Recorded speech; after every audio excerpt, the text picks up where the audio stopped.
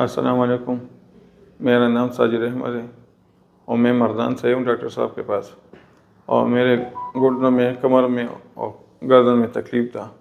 अब माशाल्लाह बहुत अच्छा महसूस कर रहा हूँ और शुक्र ऑपरेशन से छुटकारा पाया। पेशावर और मर्दान सब कुछ गया, वहाँ पे डॉक्टर साहब कहे कि आपका ऑपरेशन होगा। तो शुक्र अल्हम्दुलिल्लाह अब मैं बिल्कुल अच्छा महसूस कर रहा हूँ। आपको भी दावत है कि आप यहाँ आया करें और ऑपरेशन से छुटकारा पाएँ।